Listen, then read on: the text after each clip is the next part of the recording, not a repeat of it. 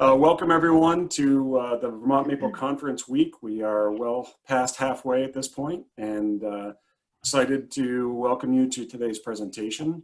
So far the format seems to be working pretty well. It certainly involves less driving and schlepping of projectors and extension cords for us.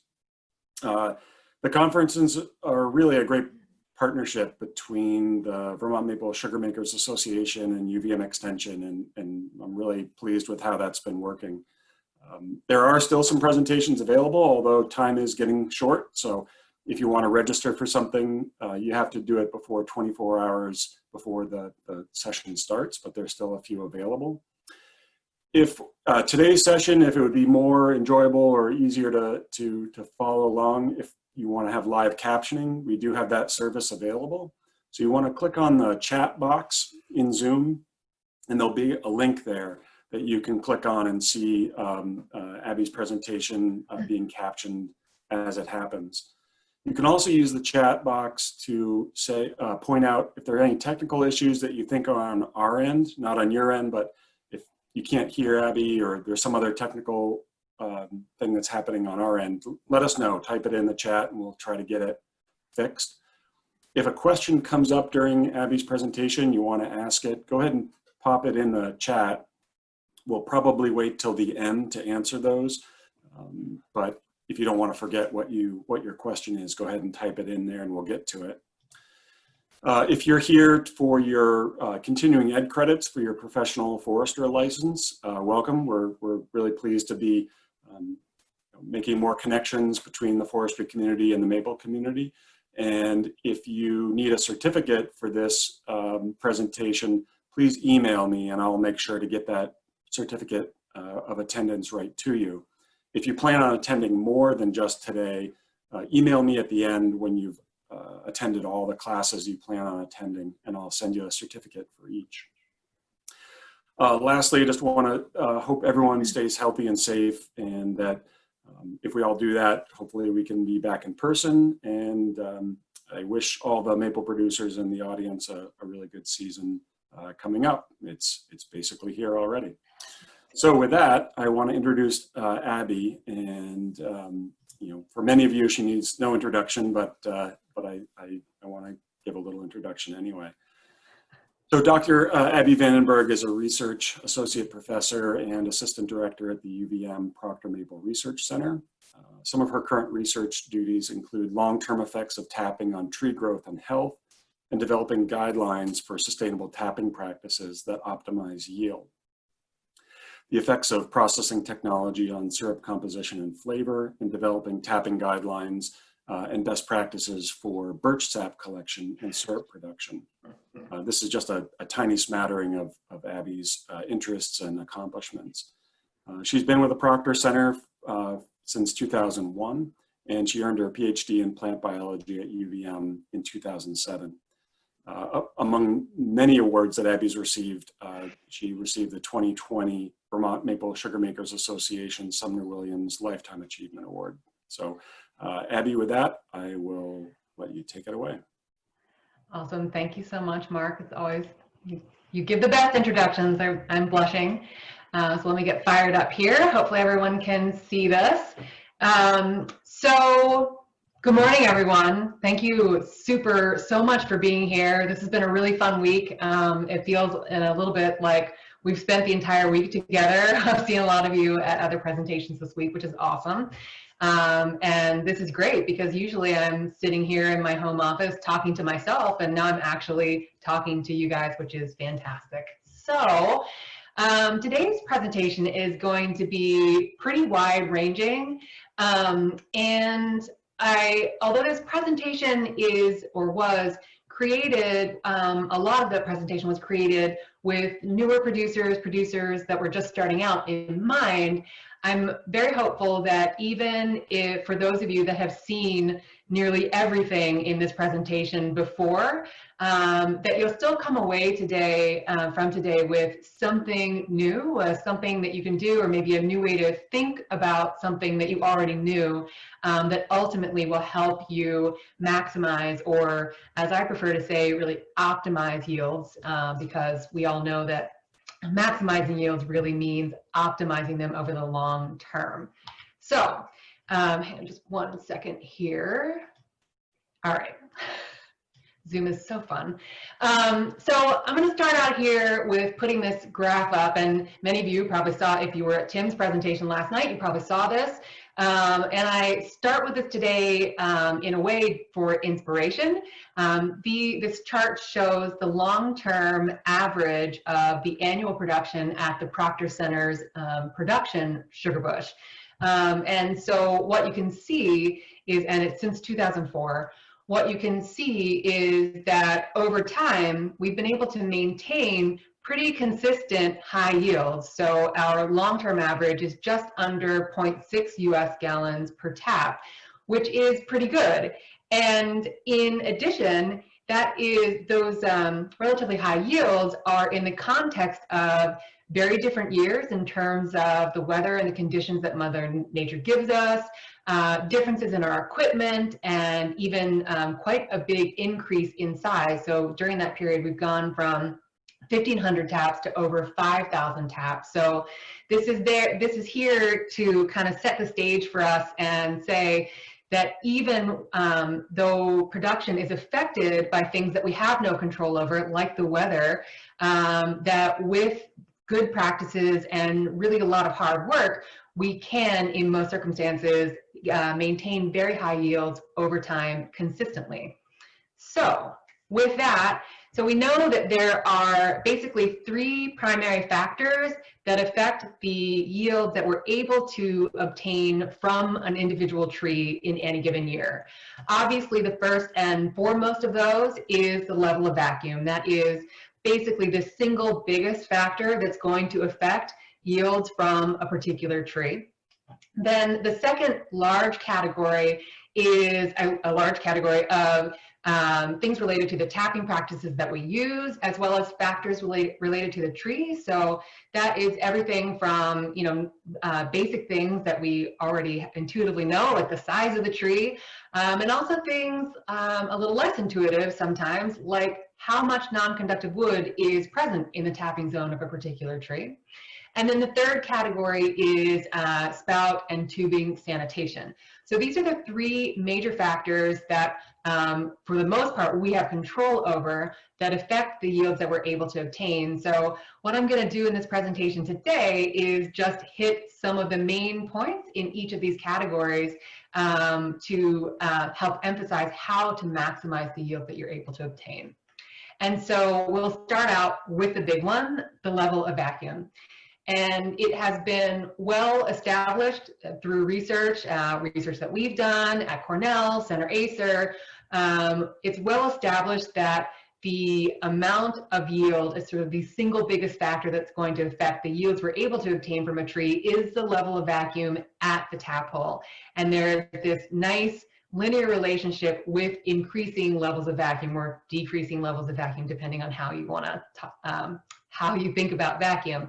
So we see that there is approximately a 5 to 7% increase with each inch of mercury increase in vacuum. This figure is from research that we did several years ago, which goes up to 24 inches, but the research has been repeated up to 28 inches, and that linear relationship really holds. So obviously, this would be a very simple and short presentation if, this was all about just getting the biggest pump possible, able to achieve 28 inches of vacuum consistently. But we all know that, of course, that's not the main point here. And the key here is that this is the vacuum level at the tap hole. So in terms of focusing on vacuum as one of the keys to maximizing our yield, it comes down to how do we maximize the level of vacuum at the tap hole and minimize the difference between what we have at the pump and what we have at the tap hole. And so there are hundreds of things that we could talk about in this department.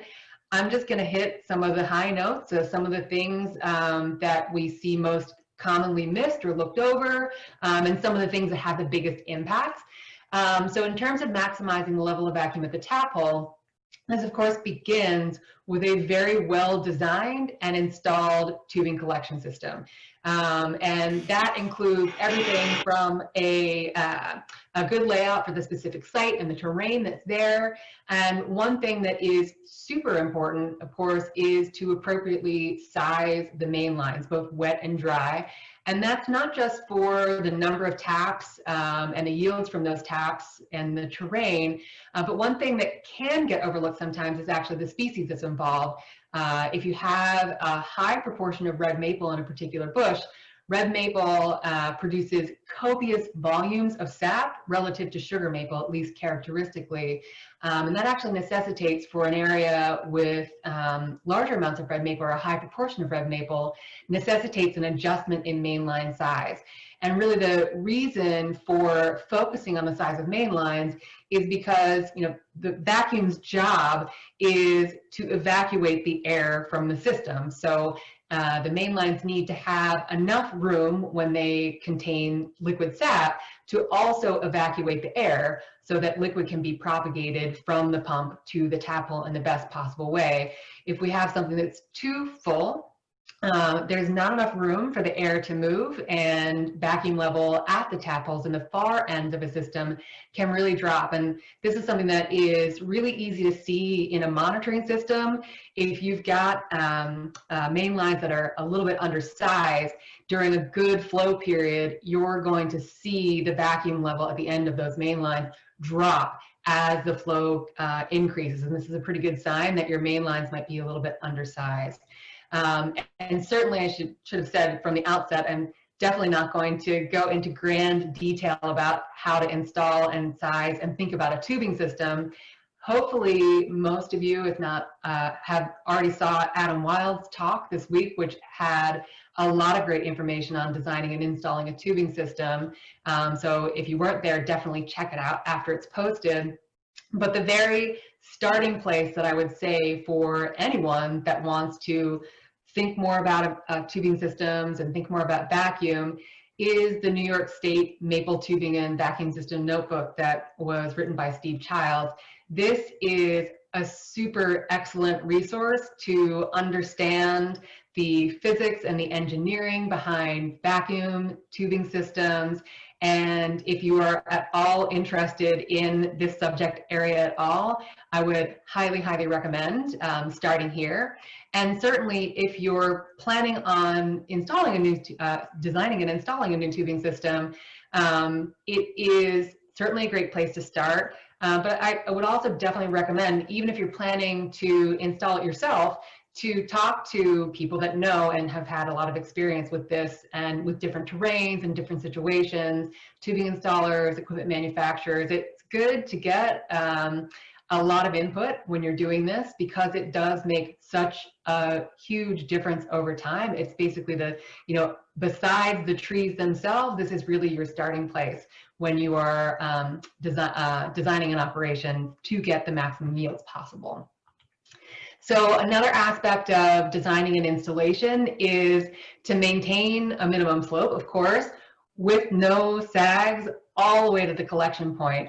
And this is something that I mention in part because we see this relatively frequently.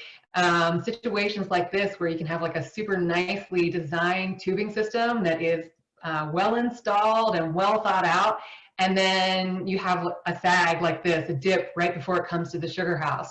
And whether it's here or the sag is somewhere else in the tubing system because there's not enough support for that main line, anytime when this happens, it's an area for liquid to collect, which will subsequently freeze. And then you run into the situation where it's nice and warm, your trees are running, and nothing is moving.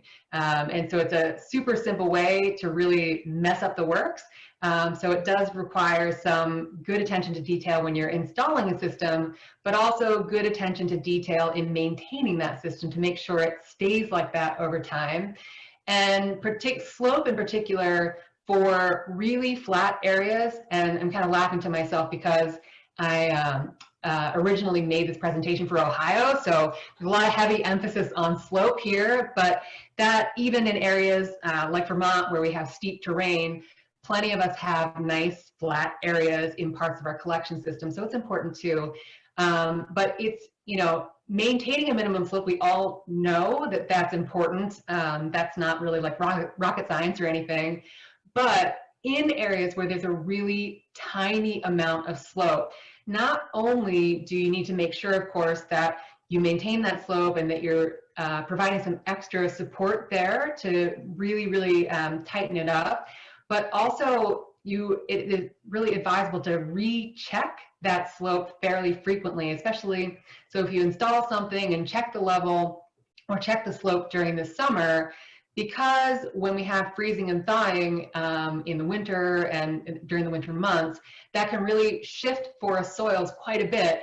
You can often have something that had a tiny amount of slope in the summer actually reverse by the time the season starts. So if you're working sort of on the edge like this in a very flat area, it's definitely advisable to recheck that slope pretty frequently, especially as you get closer or into the season.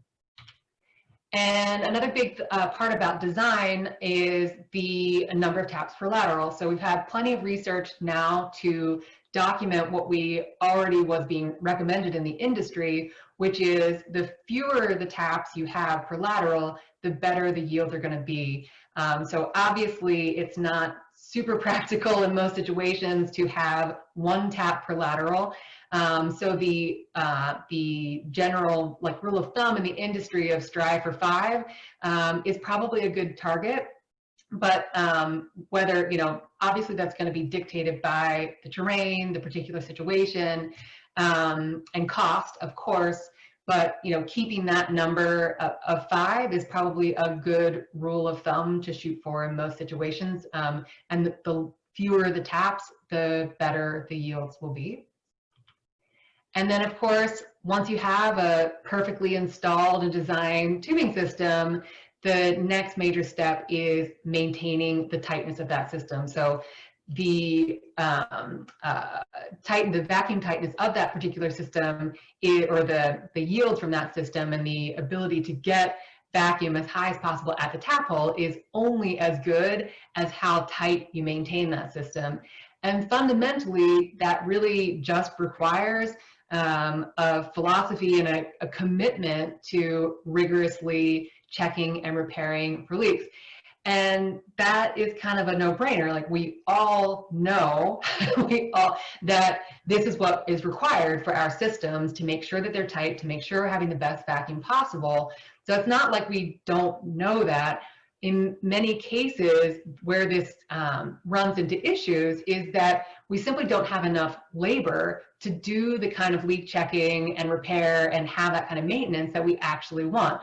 We're having competing interests between the need to work in the woods, everything that needs to get done in the sugar house. There's simply not enough labor to go around. So in this way, this is where monitoring systems can come in and really pay for themselves in a really significant way. Having a monitoring system allows you to target your woods activities, to know right away where you have issues and where repairs are needed. So not only does this allow you to better target and more efficiently use the labor that you have, but time lost and vacuum lost is money lost. So it also allows you to right away identify a particular issue and fix it. We have a very short season, so most of the syrup that we're making and the money that we're making in any given sugaring season happens in a really short amount of time. Like, the season might seem endless sometimes, but we're doing most of what we're doing in very short, narrow windows. So every hour, 2 hours, 3 hours that we have a loss of vacuum in our system actually contributes really significantly to our total yield. So monitoring systems help with that also, to minimize the loss of time that we have, a loss of vacuum, and also helps deal with some of those labor issues to really help and make that more efficient. Another aspect of maintaining or sort of managing the collection system is how we operate our pumps. And so this is not one size fits all. So, for the appropriate system, the best strategy is often going to be turning the pumps on as soon as the season starts and never turning them off. Not appropriate for every situation, but if possible, this is really the better way to go. And this is where VFDs can come in handy. This will help save energy by throttling down the motor when the vacuum really isn't needed, when it's frozen for a long time. But regardless of what is appropriate for your particular situation, making absolutely certain that the pumps are on and running at full level when the sap is flowing is, obviously the baseline for where you should be targeting. We have some new videos at the Proctor Center YouTube page that has some great information in actually how to detect and repair leaks in a 5/16 tubing system. So I would definitely recommend checking those out if you have some time. And so the last sort of thing, which sometimes seems like it should be the first, but really the last thing that we should think about in terms of maximizing vacuum at the tap hole is finally selecting our pump.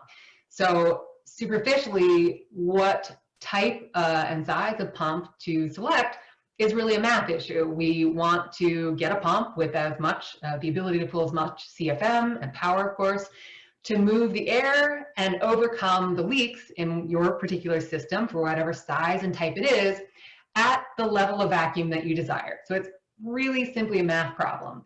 But in reality, it isn't a math problem. There are more nuanced and sort of personal questions that we need to think about when we're choosing a pump. So the answer is not always going to be the biggest and most expensive. It's going to be what is the optimum size and type for you and the situation that you have. And part of that is that, we all know that each pump has its own special needs and sensitivities. So, not every pump is going to be really happy about getting wet, about freezing temperatures, for example. So obviously those issues are first and foremost the things that need to be thought about for what pump is actually going to work for you in your operation.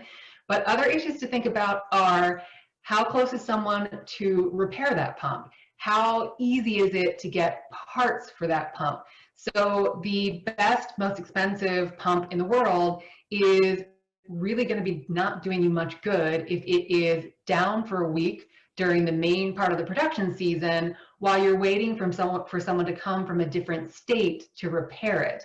Now, obviously, you can mitigate against that by having a spare pump and things like that, but it's definitely something to think about when you're choosing which pump you want to work for you in your operation. How fast somebody can get to your place to help you to help repair it is probably a big thing to be thought about.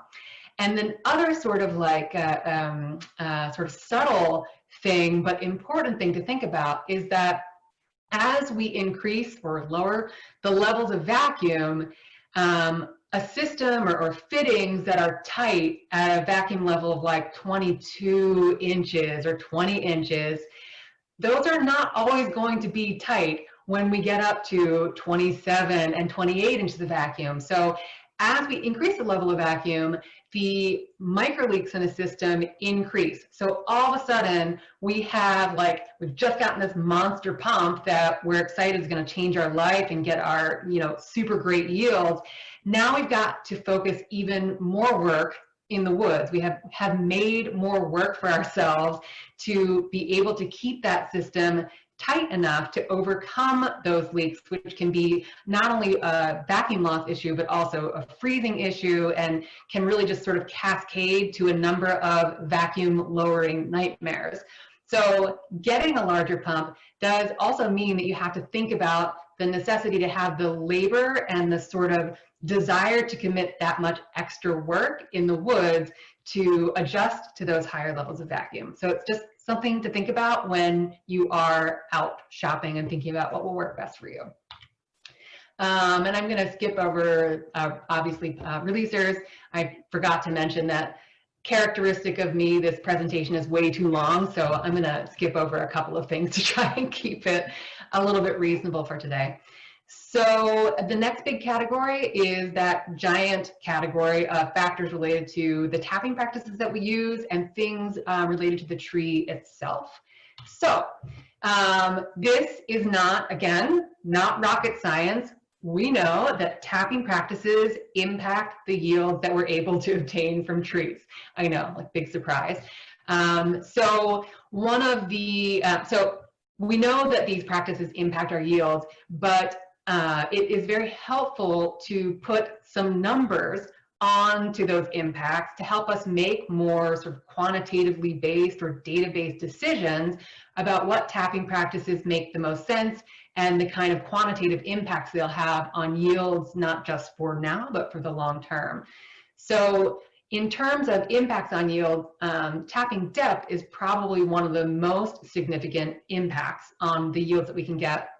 And so this figure shows, we have done a study at the Proctor Center for 3 years, the last 3 years, looking at the yields from tap hole depths. And if any of you were in Tim's presentation, you saw something similar to this, the data from that study presented in a slightly different way.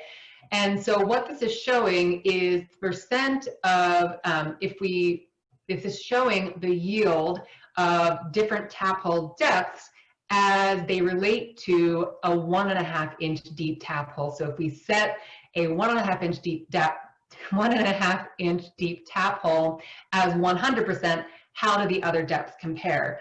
And so not surprisingly, we see that if we go lower than 1.5 inches, we get quite a substantial reduction in yield. So a 1 inch tap hole was about 40% less in terms of syrup yield than a 1.5 inch tap hole.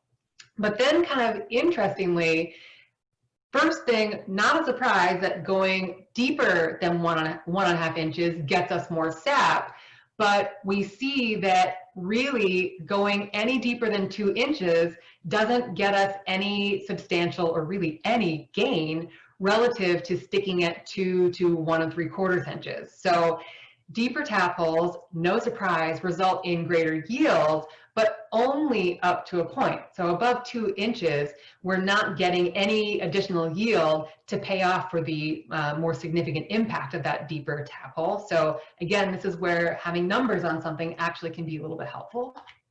The next practice that we have that impacts yields, of course, is the diameter of the tap hole or spout that we're using.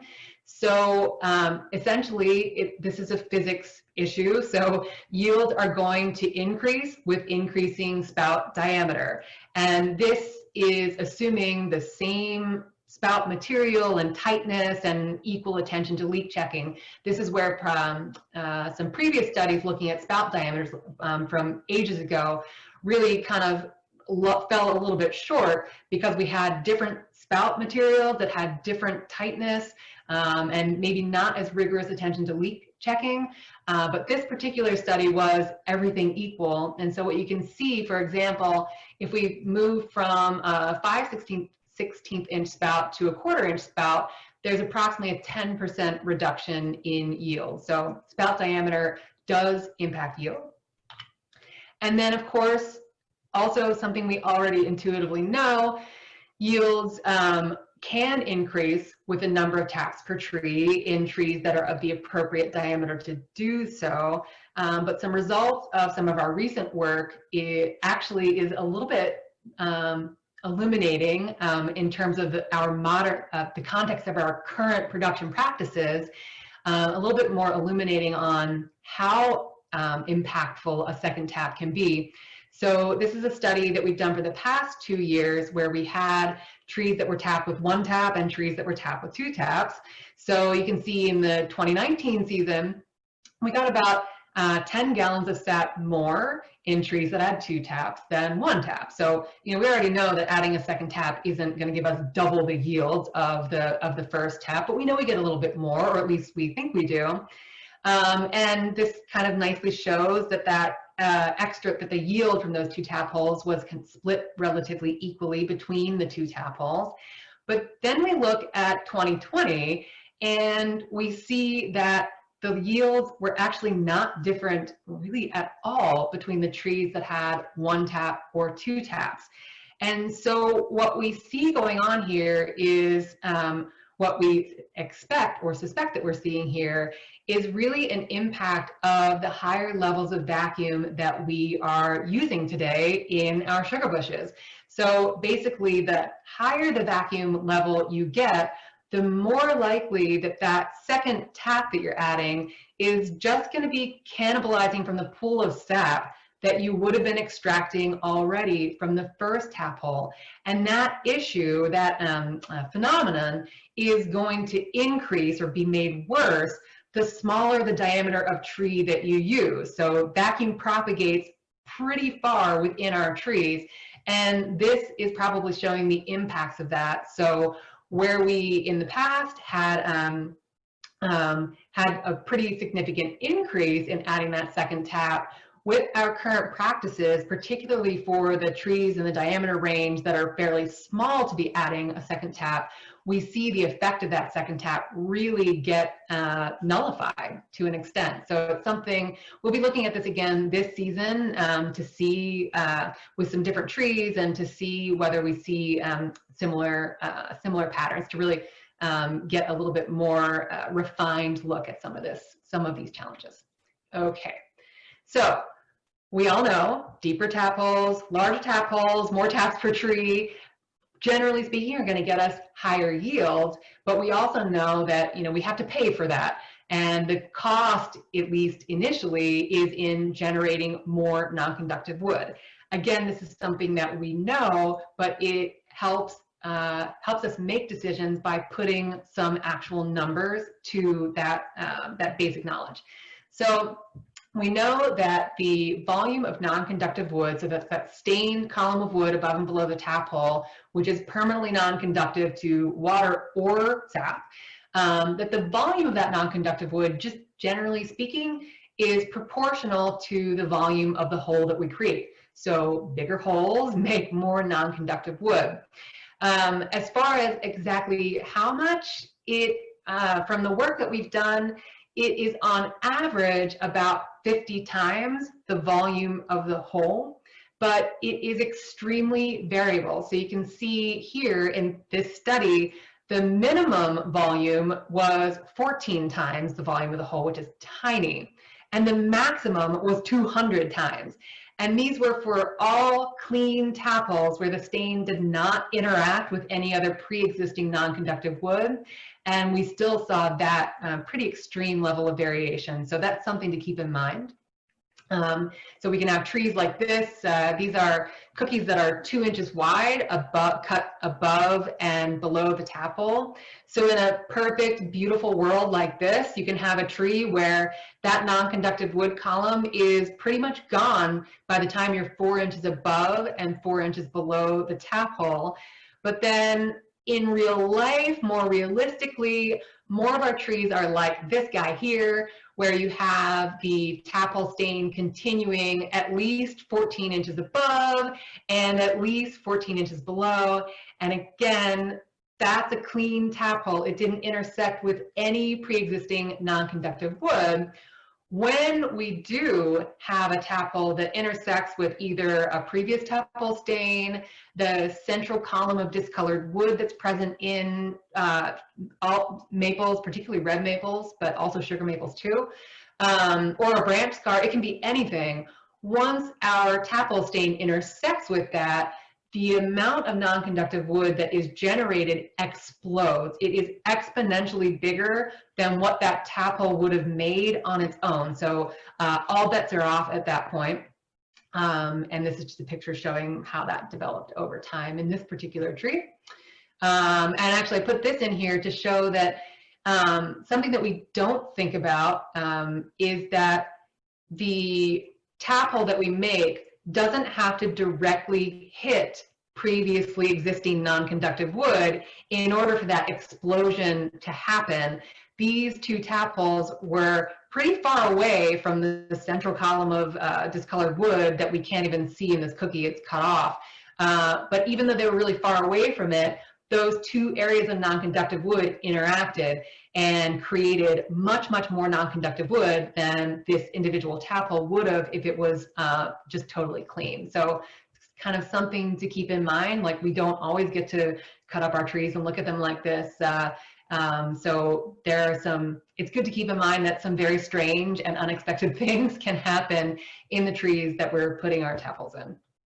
Okay, so our tapping practices don't just impact the volume of non-conductive wood that we're adding, they work to impact the chances that we drill into non-conductive wood each year when we tap.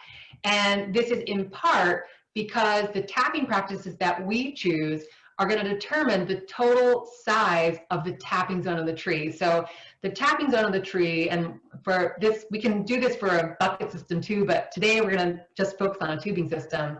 The tapping zone is essentially the area of the surface area of the tree that we can, that's accessible by the drop line.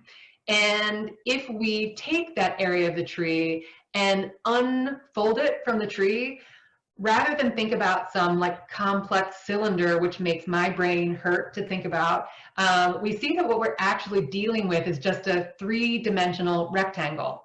And the dimensions of that rectangle, this tapping zone, are defined, of course, in one dimension, the width, it's defined by how big the tree is, so the tree circumference. But the other two dimensions are defined by practices that we choose. So the height of the tapping zone is determined by how long we choose to make our drop lines. And the depth is actually something that we determine by what tap hole depth that we choose. So that's only as deep as our tap hole is going to go. And so it's in this way that the tapping practices that we choose determine the total size of this tapping zone. And what that means is that it's determining the maximum potential amount of clear conductive wood that we have in a tree available at the starting point. So this is sort of part one of how our tapping practices impact the chances of hitting non-conductive wood. We already talked about the other part of this, and that's because it's our tapping practices that determine the total volume of non-conductive wood that we add annually. So the bigger the hole that we make, the bigger spout size, the deeper the tap hole, that is going to determine how much non-conductive wood is added to that tapping zone each year. And so when we put this together, we can see that the proportion of the tapping zone that is made up of non-conductive wood is actually equivalent to our chances of hitting non-conductive wood when we're tapping. So for example, if 20% of the tapping zone is non-conductive wood, we have a 20% chance of hitting it when we're tapping. And as non-conductive wood accumulates, the chances of drilling into it increase. So if 60% of our tapping zone is non-conductive wood, there's going to be a 60% chance of drilling into it when tapping. So this is actually one reason why it's really critically important to think about or to know something too about the tapping history of our trees. This is going to be determining how much non-conductive wood is already present in our trees to work with and what the chances of hitting it are. And something that needs to be said is that it's ultimately the tree growth rate that's going to be the foundation for all of this. And that's because it's the tree diameter growth rate that determines how much new conductive wood is added to the outside of that tapping zone. So that not only determines how much conductive wood is going to be there relative to the amount of non-conductive wood that's there, but it's also going to determine how fast some of the non-conductive wood that's deeper in from previous tap holes is going to be removed from the tapping zone. So once that material that's present in the tree is deeper than our tapping depth, it's no longer a risk to being drilled into when tapping. And so the growth rates of trees, the better they are, the faster that's going to be on the inside of the tree. So growth rate is really fundamentally important to how all of this math works out. And all of this is important, like why are we focusing so much on the chances of hitting that? And that is because, of course, tapping into non-conductive wood significantly impacts yields. Now, again, this is something that we all do intuitively know and from our experience, but having numbers to put on this helps us, again, make better decisions and helps frame our thinking a little bit. And so this is a study done by Mark, our host today, or one of our hosts today, at UVM Extension, where he did a study where he drilled intentionally into non-conductive wood and measured the sap yields. And what he found was that although the proportion of yield and reduction in yield was, or the amount of reduction in yield was proportional to how much non-conductive wood he hit. So the more non-conductive wood was there that he intercepted with the drill, the greater the yield reduction was. Nonetheless, the average reduction in yield was 75% from tapping into non-conductive wood. So that isn't just a little bit of a reduction, that is a significant, significant reduction. So this is why it's so critically important for overall yields to focus on the practices that influence how much non-conductive wood is there and how likely it is that we're going to hit it. So when we're talking about choosing tapping practices to maximize yields, ultimately what we're talking about is maximizing them over the long term. So our tapping practices need to balance sort of the current yields that we want to obtain, so getting the maximum yields that we're able to obtain, but that it factors in the non-conductive wood accumulation that our trees are going to have as a function of their growth rate, how much non-conductive wood is already present in those trees, etc. Because ultimately this is going to determine our future yields. If our non-conductive wood is accumulating to high levels based on our current tapping practices and the tree factors like growth, the chances of hitting it are going to increase and ultimately going to reduce the chances of reduced yields are going to significantly increase as well. Okay, and I'm going to skip over Tim's complicated graph for the moment. So a couple other tree factors to consider before we move on to the third category. One of the big ones is tree size. And of course, the sort of no-brainer part of tree size and yield is that we all know that yield increases generally with tree size. And from the work that we've done, we see that roughly it's about a ½ pound of syrup equivalent for each inch increase in diameter. But of course, there's a ton of variation due to other factors that affect yields. So we know that's about the impact of tree size. But there are a couple of other things related to yields in small trees that are a little bit more nuanced to think about. And one of these is that with our smaller trees, the relative percent of non-conductive wood in the tapping zone increases with decreasing tree size. So in other words, if you put a tap hole of the same size in a smaller tree, the non-conductive wood that's generated by that tap hole is going to make up a much larger proportion of the tapping zone of that small tree than the same size hole in a larger tree. So that means that non-conductive wood is going to accumulate much faster in a smaller tree than in a larger tree, and so the chances of tapping into it and getting reduced yields increase more rapidly the smaller the tree that you have.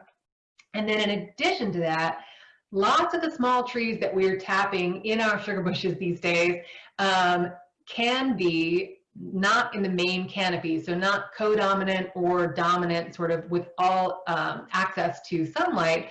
Lots of those smaller trees, especially if we're thinking about thinning with a tapping bit, a lot of them are subdominant. They don't have their crowns exposed to sunlight, and the growth rates of these trees that are not in the main canopy are much slower, much lower than their codominant and dominant counterparts.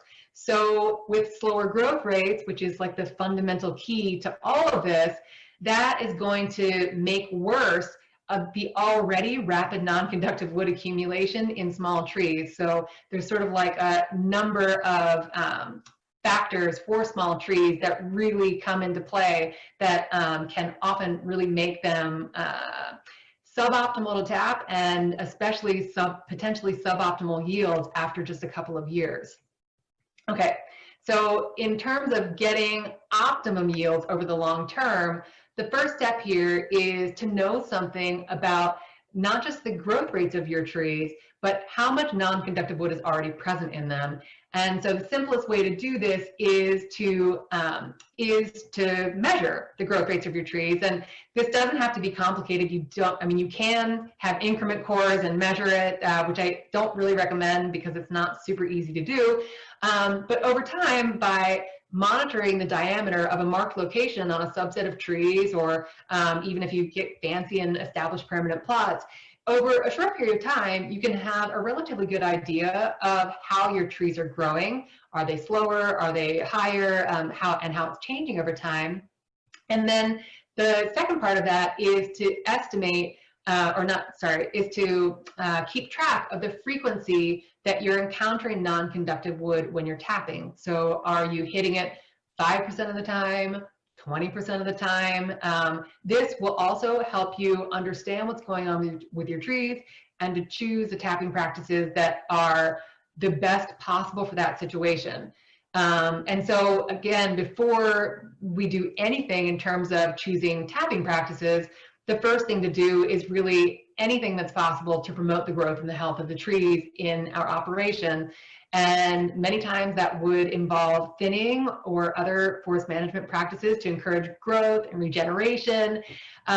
This could include liming or other soil amendments where they're needed, as well as just other basic best practices to keep the crop trees that are remaining healthy. Good logging practices when we do go in and thin to make sure that crop trees aren't damaged. Really good care of roads and installation of roads to take care of the soil. All sorts of things like that will, in the end, help promote the growth and health of the trees in your operation. And then the next step is to choose and then adjust the tapping practices that you are going to use to balance how much non-conductive wood they're going to add with the yield that you're going to be able to obtain from those as a function of how well they're growing and how much non-conductive wood is already there. And so first, you can do practices that don't impact or are unlikely to impact current year yield. And these basically have to do with increasing the effective size of the tapping zone. So anything that we do is to increase the size of the tapping zone is going to increase the volume of potential conductive wood that we have in the first place. So things like increasing the length of the drop line, moving the lateral line system vertically, take advantage of differences in snow depth from year to year, and also tapping below the lateral line. All of those increase the effective size of the tapping zone and help us exploit potentially different areas where there isn't a lot of non-conductive wood that's accumulated. Tapping below the lateral, we see that when it's done with good vacuum, good sanitation, there is no difference in yield from tapping above the lateral. And effectively, this doubles the amount of potential conductive wood that we have to use. And in an area where there is a lot of non-conductive wood accumulation from past tapping in trees, this can be a really significant boost to production to be able to access some not previously unexploited areas of the tree to get good yields. Okay, so then you would, after taking those steps, then adjust practices that could impact current year yields, like reducing your spout diameter, reducing the tapping depth, and the number of taps. So putting this into, as an example, if you have slow growth, you're hitting lots of non-conductive wood, say 5 or 10% of the time, obviously you're going to want to think about doing some thinning if it's appropriate. But first, you would think about increasing your drop line if that was a possibility. Tapping below the lateral, probably reducing the number of taps per tree is the least likely to impact your yield. And then if necessary, go to a shallower depth and smaller diameter. And again, the tapping practices that you choose today have to, really the goal is to aim for the maximum yield that you can possibly get that will result in a sustainable level of non-conductive wood over time, because the tapping practices that you choose today are ultimately going to affect the yields of your future. So obviously a good tap hole is key to getting high yields. Tim presented some of this last night, so I'm going to skip it, sorry, in the interest of time. And then finally, sanitation is the third major factor that impacts yields. We know that sap yields decrease over time, both in a single year and in a tubing installation over time, due to microbial contamination of the tap hole, We can see that in this figure, these are yields after tubing systems were newly installed. And this purple line down here represents the do nothing alternative, where we're not doing any kind of sanitation strategy. And so you can see that yields decrease over time in a system like that. Some of this is due to loss of tightness in the system for sure, but some is also due to microbial contamination. And we can see that better evidence in yields from the same season. This is a figure from work done by Steve Childs, comparing the yields from systems with old drop lines versus new drop lines. And you can see that the yields from the old drop lines really drop off toward the end of the season compared to the new drop lines. And this is the effect of microbial contamination of the tap hole, which speeds up the closure and drying of that tap hole and reduces yields.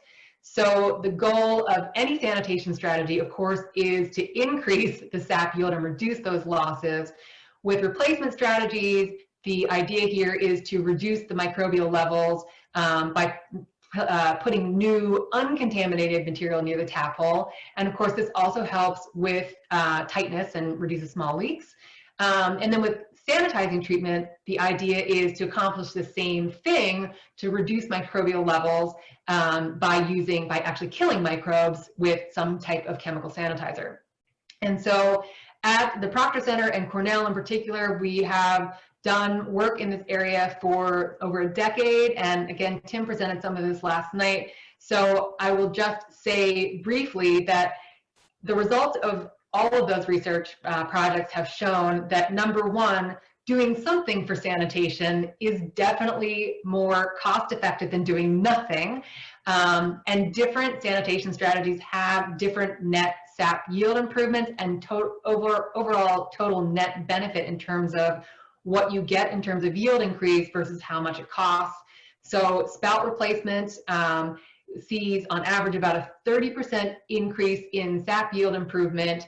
You get larger yield improvements and actually greater net benefits by either replacing drop lines, using a check valve spout, or long contact time chemical sanitizing.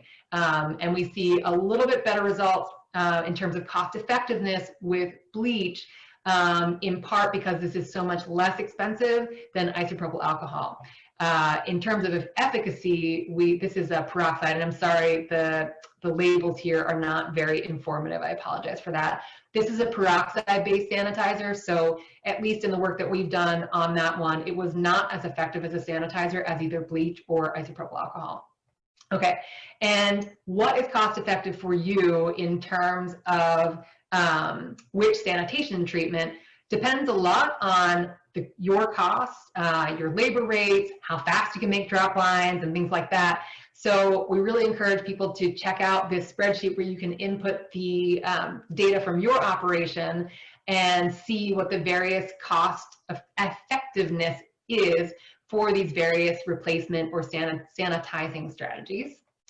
And I don't have much time, like really, oh my gosh, like no time. So I will just quickly like breeze through some other factors to think about that can impact your overall operation yields.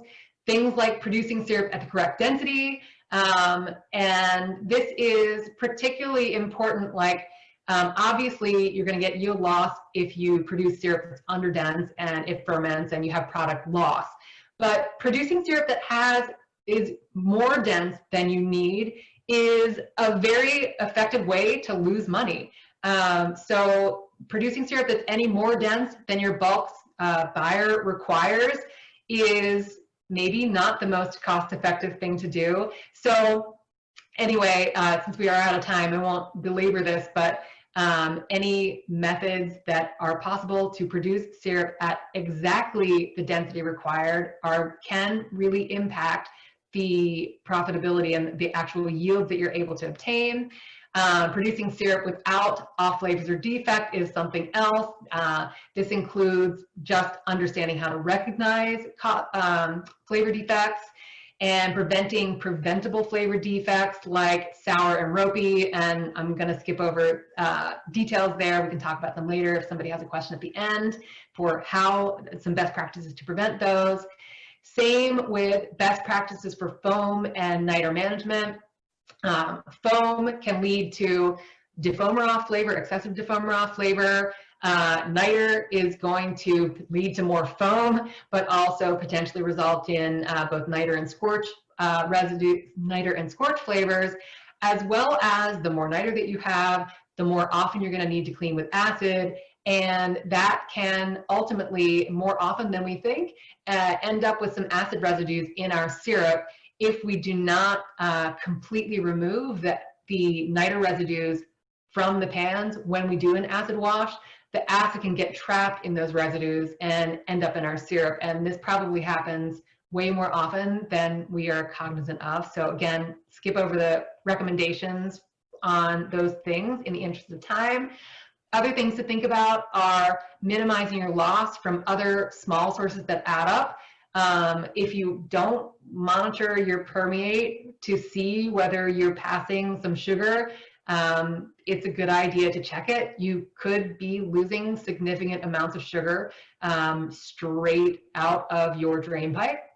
And things about being, things related to being really rigorous with how you manage the sweet from your filter press and getting everything out of there, and even getting a complete sugar rinse from your RO, things like that. These can add up. When we talk about practices, I gave a talk about tapping in the fall to increase yields, whether that was a good idea. That was the talk I gave on Monday. And some practices were giving us maybe a 10% bump, potentially, with a whole bunch of extra work.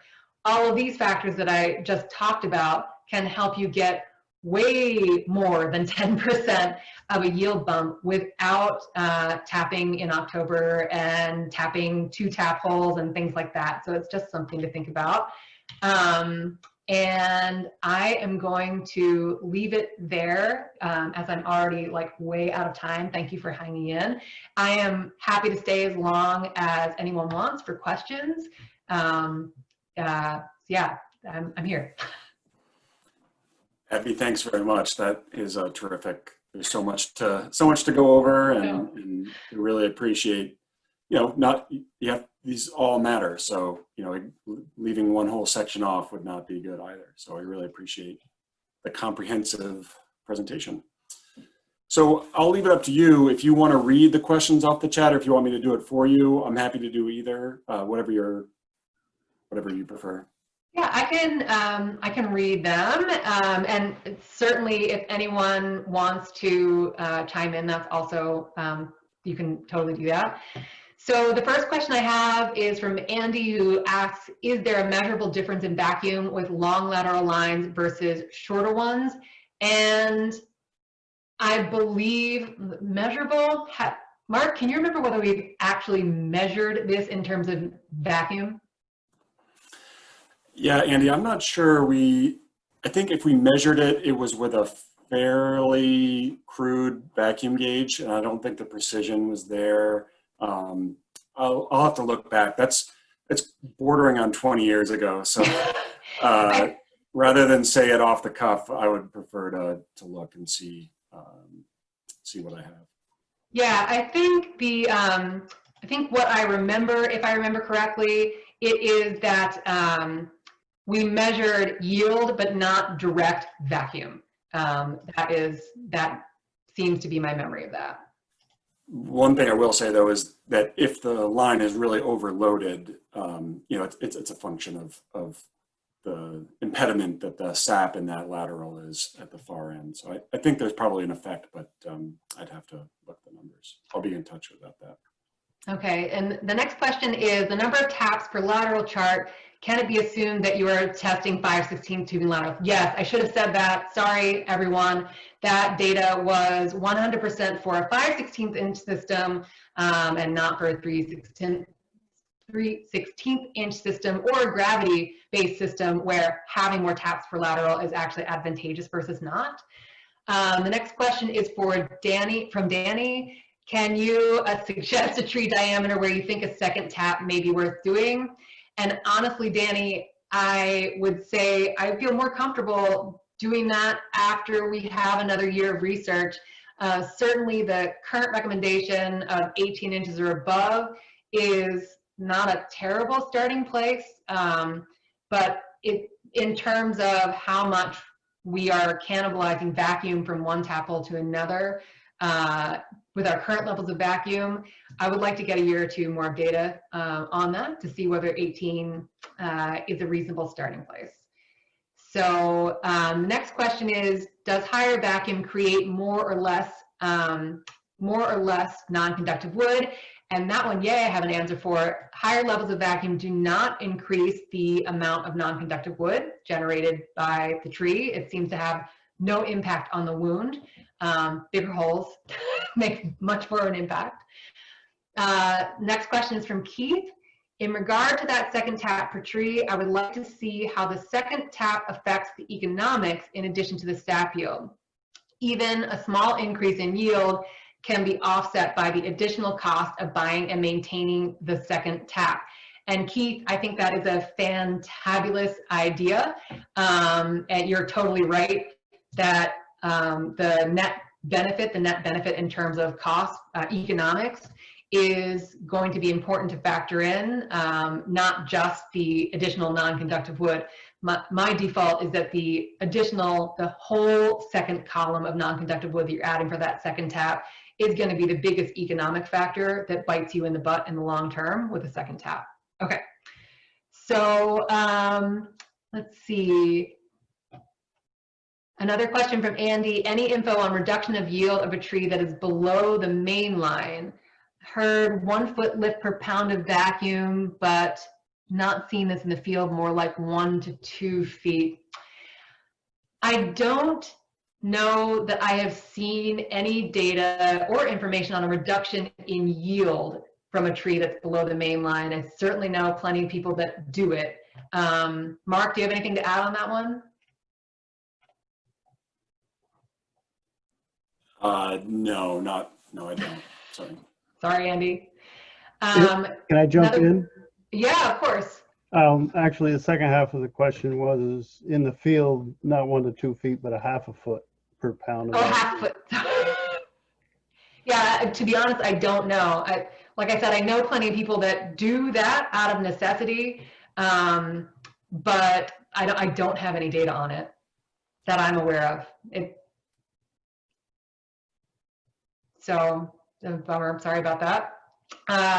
Question from Danny, what can organic producers use as a sanitizer?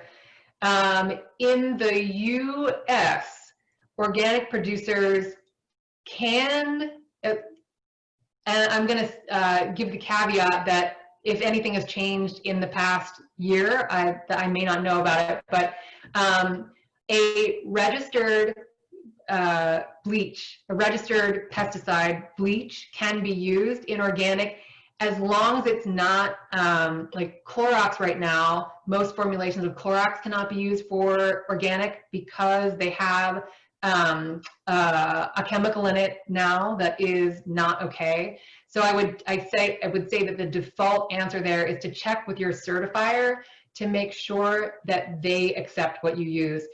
Some bleaches are okay with a rinse. Some peroxide materials are okay with a rinse, but that it can vary between certifying agents. Do you have suggested, question from Rich, do you have suggested systematic positions for patterns for positioning the new tap hole in the tree from year to year? Sorry. Rich, that is a very good question. And we don't have one set pattern that we recommend for positioning the new tap hole in the tree. There are a variety of different patterns that work, or different schemes that producers use or that people recommend that work for them. Our default position is that it is, we don't tend to recommend a pattern because we want producers to be looking at the tree when they're tapping to make sure that that they are thinking about lots of different factors when they put a tap hole in. So I'm going to punt that question. Unless Mark, do you want to weigh in on with any more articulate way of expressing what I just expressed? Nope. But I think the data that shows how variable the stain can be makes it really difficult to recommend a set pattern, not knowing how above and below the tap hole that stain will be. So just avoiding getting as far away as from the most recent tap hole is a pretty good place to start. Yeah, I would certainly say that marking tap holes can be very helpful. You know, even if you're not following a set pattern, marking your past tap holes to really know where they are can be very helpful. So other questions. What is the growth rate difference between red and sugar, southern versus northern states? And that the growth rates of any of our trees are going to vary hugely depending on the situation. And there's a couple of papers that we have on this. You can go to mapleresearch.org to look them up. But growth rates, you know, in addition to being affected by the species, of course, and the geographic location that you're in, are going to be affected by the site that you're on, and that being the aspect, the elevation, things like that, and the soil conditions, but also the conditions of the stand. You can have the most fantastic sugar bush in Virginia with a super long growing season, and if that is crowded and there is too much competition for sunlight, you can have terrible growth rates. So I can't put a hard and fast number on any of that.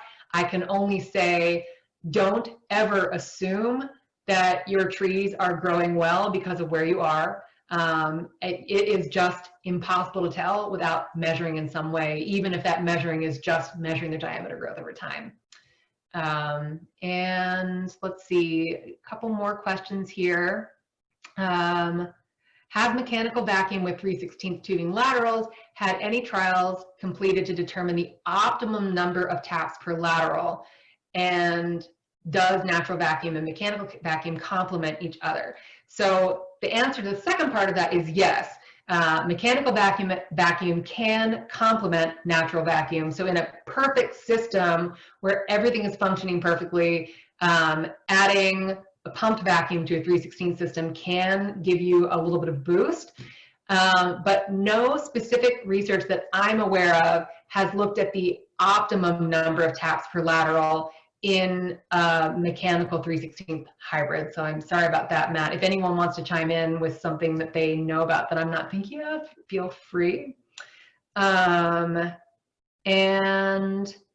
from Beth, what can you mark tap holes with that is organic approved? Oh, Beth, you caught me. Nothing. Nothing that I am aware of.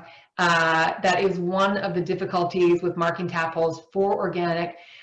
There are some animal markers that are like crayons that are appropriate for organic in animal production. You can check with your certifying agent to see if they are okay, acceptable to them. And thumbtacks, somebody asked if thumbtacks don't qualify. Thumbtacks count as a hole in the tree as far as I understand it, so would not be appropriate for organic. Rich also asked, can you describe some of the tapping patterns? And I mean, there are any number of them. I mean, the idea is you want to go over enough laterally that you are not going to be getting a possible vacuum leak from the tap hole that you just made, and up and down a certain level from that existing tap hole. But again, as Mark pointed out, there is such a high degree of variation and also slant in non-conductive wood columns. Like, they don't all just run straight up and down. I personally think that recommending any set number is really just, it's just not what I'm super excited to do. Sorry, Rich. So does anybody have any other questions? Feel free to chime in, raise your hand.